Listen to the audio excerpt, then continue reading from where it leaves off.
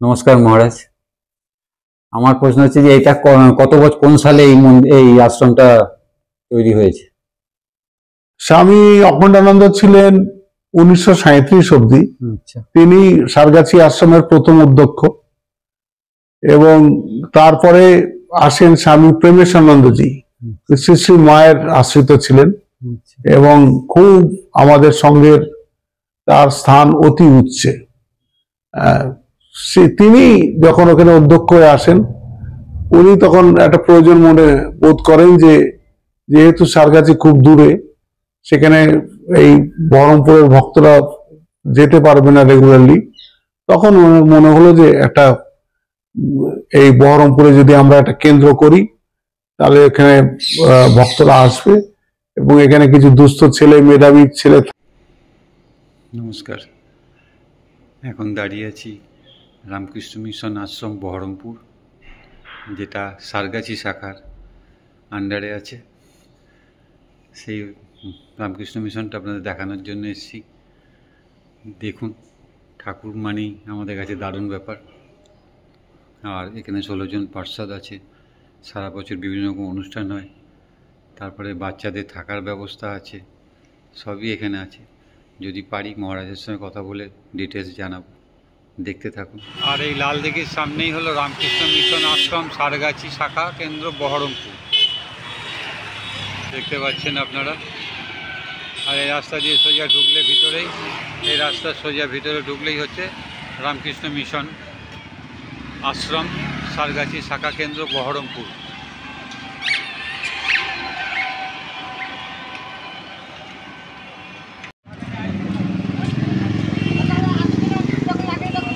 এটাকে বলে লাল দিঘি, আর এটা হচ্ছে সুভাষ সরোবর।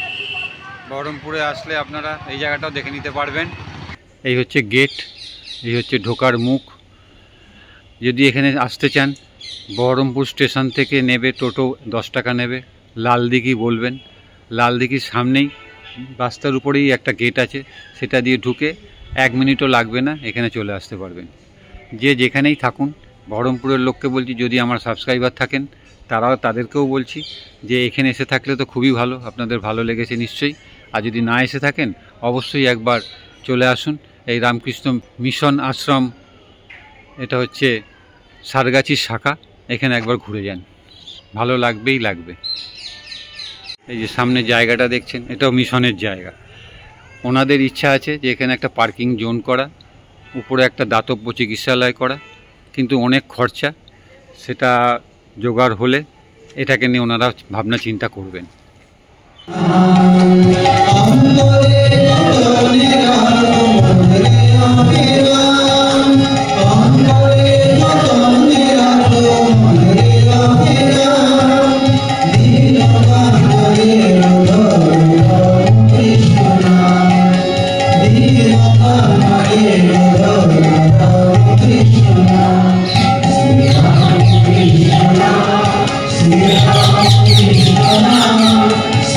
আর এই হচ্ছে ভিতরটা, সামনেই হচ্ছে ঠাকুর, মা স্বামীজি, নিচে হচ্ছে,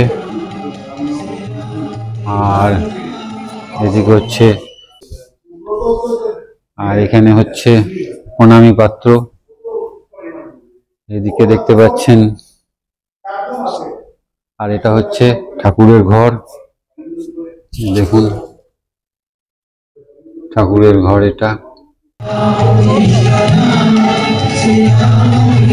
এইরকম। এখানে অনুষ্ঠান বলতে ঠাকুরের অনুষ্ঠান হয় আর বার্ষিক অনুষ্ঠান হয়।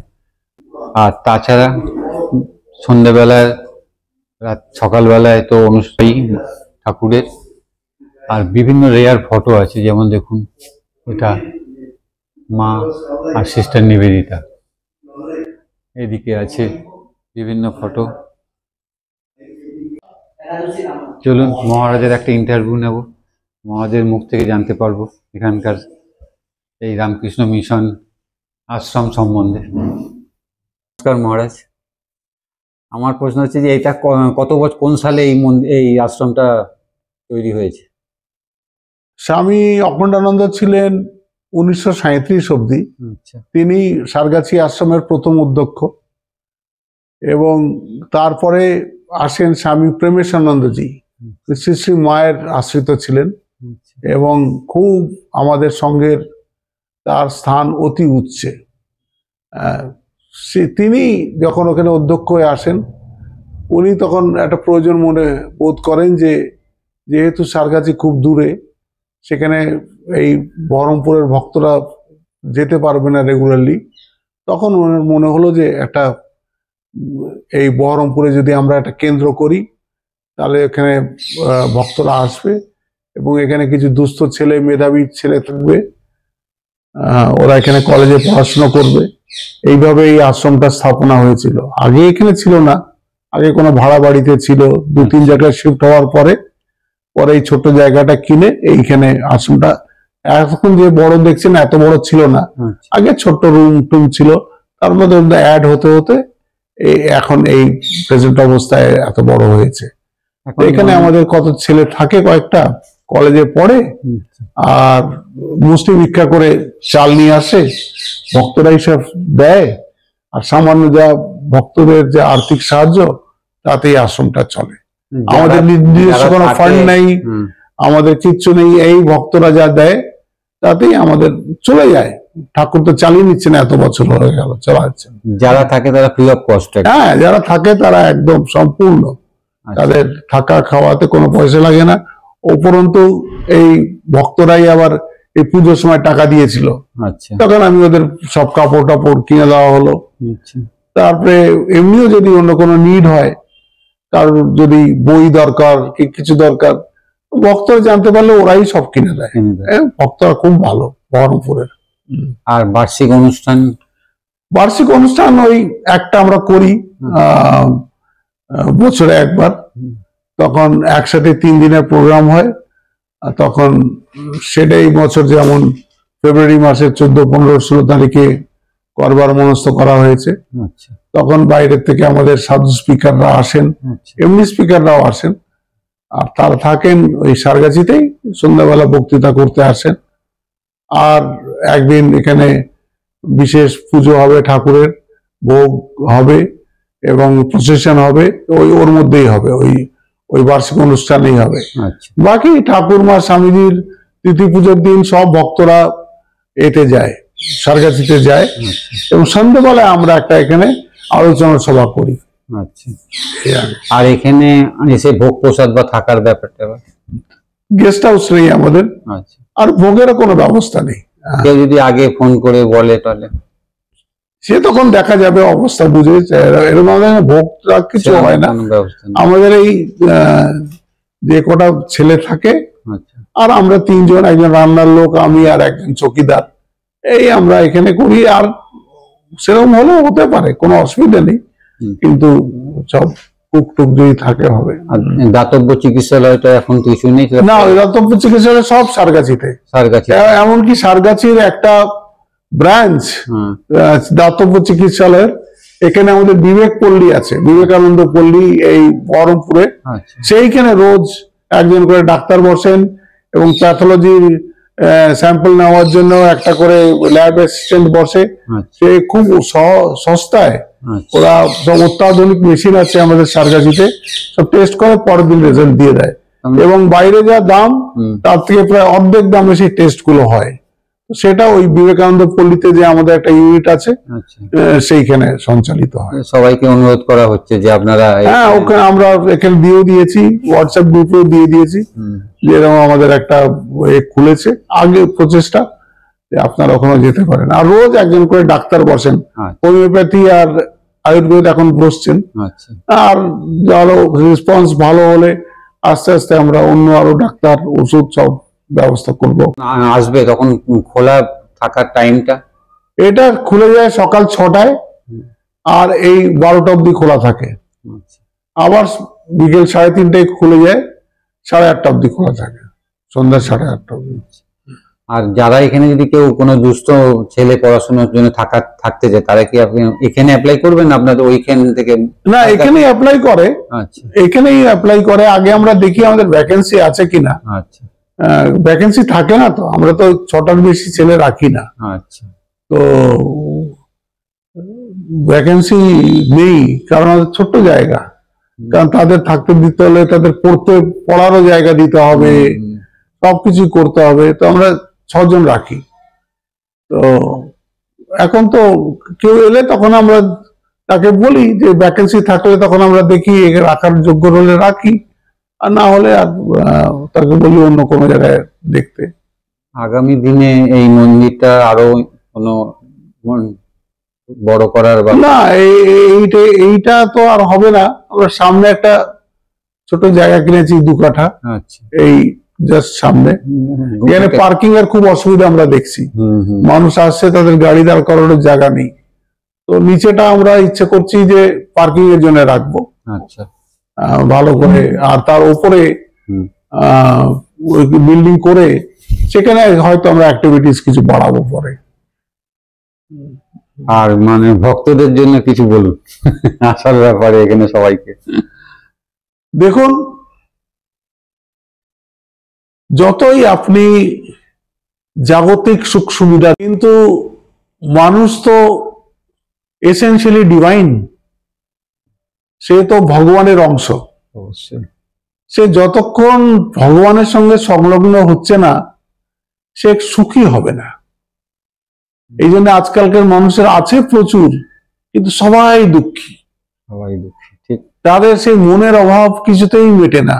তার কারণ স্বভাবত সে চৈতন্য, সে জড়ের মধ্যে সুখ খুঁজছে, কোথা থেকে পাবে? চেতনের কাছে সে যাচ্ছে না, কারণ চেতনের তার কোনো অনুভব নেই।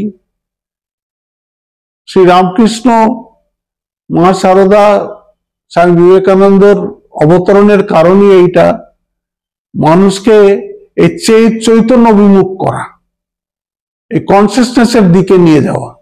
এই যে সব কেন্দ্রগুলো, এর মুখ্য কাজ হলো মানুষের মধ্যে যাতে স্পিরিচুয়াল ডেভেলপমেন্টটা হয়, কারণ ওটা না হলে প্রকৃত শান্তি আসবে না। আর এই যত আমাদের রামকৃষ্ণ মঠ মিশন আছে সমস্ত পৃথিবীতে, তারা এইসব বিভিন্ন যে কাজ করছে, এই কাজও সেই মাধ্যমেই করছে যাতে আমাদের ভেতরের যে ডিভিনিটিটা আছে, যে ভেতরে যে পূর্ণত্বটা আছে, সেটা আস্তে আস্তে প্রকাশ পায়, এবং আমি যাতে আস্তে আস্তে ভগবানের দিকে এগিয়ে যেতে পারি। আমাদের সমস্ত কাজ, সমস্ত কর্মকাণ্ড, তার উদ্দেশ্য একটাই, যে জীব কি করে ভগবানের দিকে যেতে পারে, কারণ প্রকৃত শান্তি তো সেইখানে। তাই জন্য স্বামীজি এখানকার মোটো রেখেছিলেন রামকৃষ্ণ মিশনের, আত্মন মোক্ষার্থম জগৎ হিতায় চ। নিজের আত্মার মুক্তি মানে আত্মার পূর্ণত্ব, যেটা অজ্ঞানের দ্বারা এখন ঢেকে রয়েছে, সেটাকে আস্তে আস্তে আস্তে আস্তে নিজের প্রয়াসে, সাধনার দ্বারা, ঈশ্বরের কৃপায়, গুরুর কৃপায়, যাতে সেটা আস্তে আস্তে আস্তে আস্তে প্রকাশ ঘটে, এবং আমরা আস্তে আস্তে আমাদের নিজের সোর্সে পৌঁছতে পারি, যেখানে রিয়েল শান্তি, আসল শান্তি, সত্যিকারের শান্তি। এখন মানুষ মনে করছে শান্তি হয়তো প্রচুর টাকা হলে হবে, শান্তি হয়তো বিরাট বাড়ি হলে হবে, কিন্তু নিয়ে দেখছে না এগুলোতে তো শান্তি নেই। তাই জন্যই এই বারবার অবতার আসেন, এই কথাটাই বলে যান, নাল পে সুখম অস্তি ভূমাই বা সুখম। হ্যাঁ, এই উপনিষদের কথা, সেইটাই বারবার আবার ভালো করে বলে যাওয়ার জন্য এই অবতারদের আশা। এবং তারা এসে বলে যান, নিজের জীবনে করে দেখিয়ে যান, এবং মানুষ যারা সেটাকে ফলো করেন তারা জীবনটাকে ধন্য করে নেন, আর যারা করেন না তারা আবার দুঃখ পেতে পেতে আবার আস্তে আস্তে আসবে নিধারে। এই আর কি। নমস্কার মহারাজ, আপনার নামটা একটু বলে দিন। সুজয়ানন্দ, স্বামী সুজয়ানন্দ। স্বামী সুজয়ানন্দ। হ্যাঁ, অনেক ধন্যবাদ মহারাজ, নমস্কার।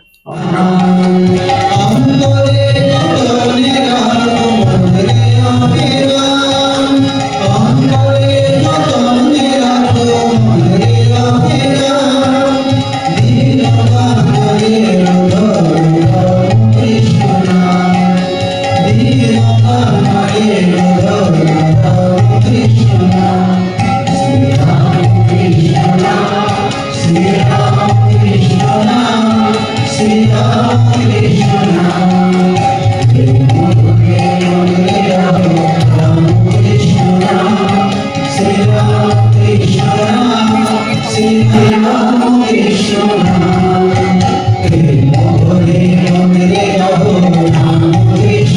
এখানে আছে মন্ত্রমত মিত্র, সব রেয়ার ফটো আছে এখানে। গোপালের মা, এটা হচ্ছে রানী রাসমণি, এখানে আছে অক্ষয় কুমার, এখানে হচ্ছে বলরাম বসু। দেখুন শুধু প্রচুর রেয়ার ফটো। রামচন্দ্র দত্ত, কদিন আগেই ওনার জন্মতিথি গেল। এই হচ্ছে মথুরনাথ বিশ্বাস, রানী রাসমণির জামাই, দেখতে পাচ্ছেন। এই পুরো গলিটা মানে ভিতরটাই এইরকম। উপরে দেখালাম মহারাজ থাকেন, এর পাশেই হচ্ছে মন্দির, এখানে হচ্ছে অফিস ঘর। এবারে চলুন এবং দেখাই কেমন লাগলো বলবেন আপনারা কমেন্টস করে। যে রামকৃষ্ণ মিশন আশ্রম বহরমপুর, যেটা সারগাছি আন্ডারে আছে। চলুন। আচ্ছা, এখানে ঠাকুরের কল দেখতে পাচ্ছেন। এখানে এটা হচ্ছে এখানে ভোগ রান্না হয়। Kitchen cum dining hall. আচ্ছা আচ্ছা। যদি গেস্ট আসে আচ্ছা আচ্ছা বেরিয়ে যাওয়ার দরকার। আচ্ছা, এইটা ছেলেদের দুটো ল্যাবরেটরি, আর এখানে স্নান করে সবারই একটা ট্যাপ লাগানো আছে। আচ্ছা।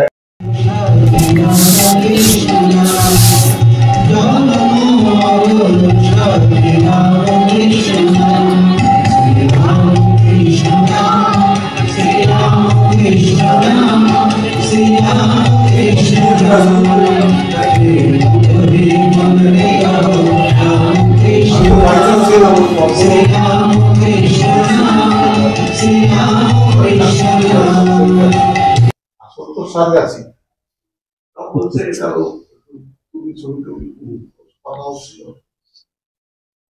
সবাই জানতে চায় তো বহরমপুর শহরের উপরে রামকৃষ্ণ মঠ মিশন আছে কিনা। সারগাছি না সবাই জানে, কিন্তু এখানে আসলে তো এটাও তো দেখতে চাই এখানে। আর সবারই একটা প্রশ্ন থাকে, মহারাজকে বললাম যে এখানে থাকার ব্যবস্থা আছে কিনা, ভোগের ব্যবস্থা আছে কিনা। ভোগের ব্যবস্থা রামকৃষ্ণ মঠের হয় ট্রাস্টি, রামকৃষ্ণ মিশনের হয় গভর্নিং বডি। ওই যারাই ট্রাস্টি তারাই গভর্নিং বডি, কিন্তু দুটো আছে। এটা হচ্ছে রামকৃষ্ণ মিশনের প্রথম সেক্টর। সবাইকে অনুরোধ করব যে এখানে আসুন। এই মন্দিরই বলবো ঠাকুরমা স্বামীজির, রামকৃষ্ণ মিশন আশ্রম বহরমপুর, যেটা সারগাছি শাখা কেন্দ্র। এটা এখানে আসুন, ঘুরে যান এবং আপনাদের যার যতটুকু সাহায্যের হাত বাড়িয়ে দিন এই রামকৃষ্ণ মিশন আশ্রমে। আর শহরের উপরে এত সুন্দর একটা জায়গা রয়েছে, সেটাকে সুন্দর করে রাখার দায়িত্ব আপনাদের, আমাদের সবার। তাই অবশ্যই বলবো এখানে আসুন, দেখুন। আর হ্যাঁ, ভোগ প্রসাদের জন্য আপনারা বলছেন, ভোগ প্রসাদের জন্য আগে থেকে ফোন করে বলতে হবে, তবেই এখানে ভোগ প্রসাদের ব্যবস্থা হবে। আর থাকার ব্যবস্থা নেই। আর যদি থাকতে চান তাহলে আপনারা অবশ্যই সারগাছিতে থাকুন, ওখান থেকে এখানে এসে দেখে গেলেন এটাকে। তাই সারগাছি দেখতে আসলে বহরমপুরের রামকৃষ্ণ মিশন আশ্রম অবশ্যই দেখুন। চলুন, মহারাজের কাছ থেকে অনেক কিছু জানলাম, সেটাও আপনারা জানতে পারবেন। আর শ্রীরামকৃষ্ণ মিশন আশ্রম সারগাছি শাখা কেন্দ্র হচ্ছে এই বহরমপুরে। এখানে অবশ্যই আসবেন, খুব সুন্দর জায়গা। আস্তে আস্তে এটার ইমপ্রুভ হচ্ছে, আপনারা আসলে আরও ভালো লাগবে। তাই এই ভিডিওটা দেখার পর যদি আপনাদের ভালো লাগে তাহলে অবশ্যই একটা লাইক, শেয়ার আর সাবস্ক্রাইব করবেন, আর শেয়ার করে সবাইকে দেখার সুযোগ করে দেবেন। সবাই ভালো থাকবেন, সুস্থ থাকবেন। আবার একটা নতুন রামকৃষ্ণ মঠ মিশন নিয়ে আপনাদের সামনে আসবো। ধন্যবাদ।